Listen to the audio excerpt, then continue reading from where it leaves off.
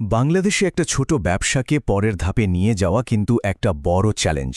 তো দেশের এই ডিজিটাল যুগে ব্যবসার উন্নতির জন্য যদি একটা সুস্পষ্ট কাঠামো বা প্লেবুক হাতে পাওয়া যায় তাহলে ব্যাপারটা অনেক সহজ হয়ে যায়, তাই না?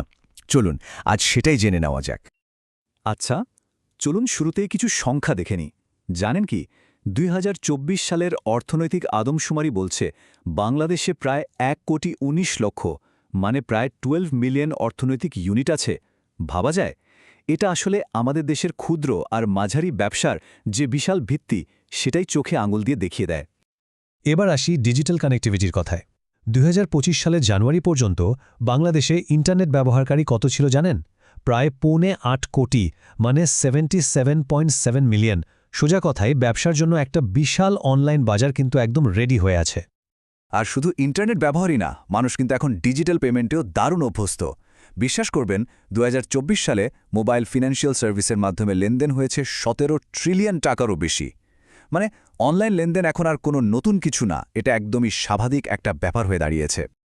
তো এই পুরো আলোচনায় আমরা মোট ৫টা ধাপে এগোবো। প্রথমে দেখব বাংলাদেশের ডিজিটাল সুযোগগুলো, তারপর জানব ব্যবসার প্রবৃদ্ধির আসল মানে কি, এরপর শিখব কিভাবে একটা সফল মডেল তৈরি করা যায়, কথা বলবো অপারেশনাল দক্ষতা নিয়ে, আর সবশেষে থাকছে একটা ৯০ দিনের অ্যাকশন প্ল্যান। আচ্ছা, তাহলে শুরু করা যাক ব্যবসার প্রবৃদ্ধির নতুন সংজ্ঞা দিয়ে। আমরা অনেকেই ভাবি কি ব্যবসার গ্রোথ মানেই হলো শুধু সেলস বাড়ানো, কিন্তু আসলে ব্যাপারটা তার চেয়েও অনেক বেশি কিছু। তো প্রশ্নটা হলো, একটা ছোট ব্যবসার জন্য এই গ্রোথ বা প্রবৃদ্ধির আসল মানেটা কি?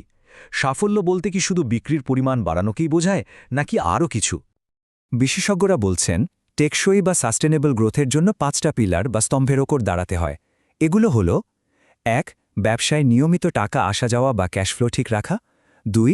এমন গ্রাহক তৈরি করা যারা বারবার ফিরে আসে। ৩. ব্যবসা বাড়ার সাথে সাথে কাজ সামলানোর মতো সক্ষমতা থাকা। ৪. প্রয়োজনের সময় যেন ফাইন্যান্স বা লোন পাওয়া যায় সেই সুযোগ তৈরি করা। আর ৫. ঝুঁকি সামলানো এবং নিয়মকানুন মেনে চলা। এখন কথা হলো, এই প্লেবুকটা কার? এর পেছনের বিশেষজ্ঞ হলেন মোহাম্মদ জয়নাল আবদিন। তার নিজের কথাই যদি বলি, তার লক্ষ্যটাই হল উদ্যোক্তা আর প্রতিষ্ঠানগুলোকে সাফল্যের পথে এগিয়ে নিয়ে যাওয়া, সেটা স্থানীয় বাজারেই হোক বা আন্তর্জাতিক পর্যায়ে। আর তার অভিজ্ঞতা দেখলে বোঝা যায় কেন তিনি এই বিষয়টা নিয়ে কথা বলার জন্য একদম সঠিক একজন মানুষ। দেখুন, এসএমই ফাউন্ডেশনের ডেপুটি ম্যানেজার থেকে শুরু করে Dhaka chamber of commerce and industry সচিব, আর এখন নিজের প্রতিষ্ঠান, পুরো ক্যারিয়ারেই তিনি বাংলাদেশের ব্যবসাগুলোকে একদম কাছ থেকে দেখেছেন আর তাদের সাহায্য করেছেন। ওকে, তাহলে এবার প্লেবুকের প্রথম ধাপে আসা যাক, আর সেটা হলো একটা সফল বিজনেস মডেল তৈরি করা, মানে একটা আইডিয়াকে কিভাবে একটা সত্যিকারের অফারে পরিণত করা যায়। এইখানে একটা খুব ইন্টারেস্টিং পার্থক্য দেখানো হয়েছে। পুরনো ধাঁচের চিন্তাটা কি, আমি একটা রেস্টুরেন্ট চালাই, আর নতুন কার্যকর চিন্তাটা হলো job to be done approach, মানে আমি প্রতিদিন অফিসের স্বাস্থ্যকর লাঞ্চ বক্স ডেলিভারি দিই। পার্থক্যটা খেয়াল করেছেন? দ্বিতীয়টায় কিন্তু একদম পরিষ্কার বোঝা যাচ্ছে যে গ্রাহকের কোন সমস্যার সমাধান করা হচ্ছে। আর যখনই এই ব্যাপারটা পরিষ্কার হয়ে যায়, তখন মার্কেটিং থেকে শুরু করে দাম ঠিক করা সবকিছুই অনেক সহজ হয়ে যায়। বাংলাদেশে ব্যবসা করতে গেলে একটা জিনিস মাথায় রাখা খুব জরুরি। ছোট ব্যবসার জন্য কিন্তু শুধু কম দামে জিনিস বিক্রি করে লম্বা সময় টিকে থাকাটা বেশ কঠিন। তার চেয়ে বরং এই ৪টি দিকে মনোযোগ দেওয়া অনেক বেশি স্মার্ট স্ট্র্যাটেজি। ১. গতি আর নির্ভরযোগ্যতা। ২. গ্রাহকের বিশ্বাস আর স্বচ্ছতা অর্জন। ৩. যেকোনো একটা ছোট কিন্তু নির্দিষ্ট ক্ষেত্রে বিশেষজ্ঞ হয়ে ওঠা। আর ৪.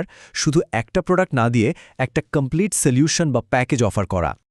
অনেকেই ভাবেন মার্কেট রিসার্চ মানে অনেক টাকা আর সময়ের ব্যাপার, কিন্তু একদমই না। এখানে মাত্র ৭ দিনের একটা সিম্পল প্ল্যান দেওয়া আছে। দেখুন, প্রথম ২ দিন ১০ জন সম্ভাব্য গ্রাহকের সাথে কথা বলুন। তৃতীয় দিন মার্কেটে আপনার ১০ জন প্রতিযোগী কারা, তাদের একটা ম্যাপ বানান। চতুর্থ দিন অল্প খরচে ছোট্ট একটা অ্যাড চালিয়ে দেখুন কেমন সাড়া পাওয়া যায়। পঞ্চম দিন সেটার উপর ভিত্তি করে একটা সহজ অফার তৈরি করুন। আর শেষ ২ দিন ৫-১০ জন গ্রাহকের কাছে সে অফারটা পরীক্ষামূলকভাবে বিক্রি করুন। ব্যাস। ওকে, মডেল তো তৈরি হলো, কিন্তু সেটাকে টিকিয়ে রাখতে হলে চাই অপারেশনাল দক্ষতা। মানে কিভাবে ব্যবসাকে একটা সিস্টেম বা মেশিনের মতো করে গড়ে তোলা যায়, যেটা বারবার একই রকম ভালো রেজাল্ট দেবে। এখানেই আসে এসওপির ধারণাটা। এসওপি বা স্ট্যান্ডার্ড অপারেটিং প্রসিজিওর। নামটা শুনে কঠিন মনে হলেও জিনিসটা একদম সহজ। এটা হলো ব্যবসার প্রতিদিনের কাজগুলো করার জন্য একটা লিখিত নিয়মকানুন। লাভটা কি? লাভ হলো ব্যবসার মালিক না থাকলেও কাজটা একই মানে এবং একইভাবে হবে, আর ব্যবসা বড় করার জন্য এটা কিন্তু মাস্ট। তো একটা নির্ভরযোগ্য অপারেশন দাঁড় করাতে হলে মূলত 3টা জিনিস লাগে। 1. ব্যবসার মূল কাজগুলোর জন্য সহজ এসওপি থাকা। 2. ইনভেন্টরি আর সাপ্লায়ারদের ঠিকমতো ম্যানেজ করা। আর 3. ডেলিভারির সময় আর কোয়ালিটি সবসময় এক রাখা। এই 3টা জিনিস যদি একটা সিস্টেমের মধ্যে আনা যায়, তাহলে ব্যবসা বাড়লেও কোনো বিশৃঙ্খলা হবে না। আর এই অ্যাপ্রোচটা যে আসলেই কাজ করে তার প্রমাণ হলো এই প্রশংসাপত্রটি। ক্যানবিজ ইনকর্পোরেটেড কানাডার সিইও মুস্তাফিজুর রহমান বলছেন, এই কৌশলগত পরামর্শ আর বাজার সম্পর্কে ধারণা বাংলাদেশে তাদের ব্যবসা বাড়াতে কতটা সাহায্য করেছে। তার মানে সঠিক কৌশল কাজে লাগালে কিন্তু ফলাফল আসেই। এতক্ষণ তো আমরা তত্ত্ব নিয়ে কথা বললাম, এবার চলুন একদম হাতে কলমে একটা প্ল্যান দেখি, একটা 90 দিনের গ্রোথ প্ল্যান যেটা ধাপে ধাপে ফলো করা যাবে। এই পুরো 90 দিনের প্ল্যানটাকে 4টা ভাগে ভাগ করা হয়েছে। খেয়াল করে দেখুন, প্রথম 15 দিনের ফোকাস হলো ব্যবসার ভিত্তি ঠিক করা। এরপর 16 থেকে 45 দিন ফোকাস যাবে মার্কেটিংয়ের দিকে। তারপর 46 থেকে 75 দিন মনোযোগ দিতে হবে অপারেশন উন্নত করার দিকে। আর সবশেষে 76 থেকে 90 দিনের মধ্যে খুব সাবধানে ব্যবসাকে আরেকটু বড় করা। দেখেছেন, প্রত্যেকটা ধাপ কিন্তু আগেরটার উপর তৈরি হয়েছে। তাহলে এই পুরো আলোচনার মূল কথাটা কি দাঁড়ালো? মূল কথাটা হলো, একটা ছোট ব্যবসাকে তখনই বড় করা সম্ভব যখন সেটাকে একটা সিস্টেম হিসেবে দেখা হয়, যখন ব্যবসার অফার, ক্যাশফ্লো আর অপারেশন সবকিছুই একটা নির্দিষ্ট নিয়ম আর প্রক্রিয়ার মধ্যে চলে, তখনই আসল গ্রোথটা আসে। তো এই প্লেবুক আর রোডম্যাপ তো পাওয়া গেল। এখন সবচেয়ে বড় প্রশ্নটা হলো, এই সব জানার পর প্রথম পদক্ষেপটা কি হবে? এমন কোনো একটা ছোট কাজ আছে যেটা এই আলোচনা শেষ করেই আজই শুরু করে দেওয়া যায়?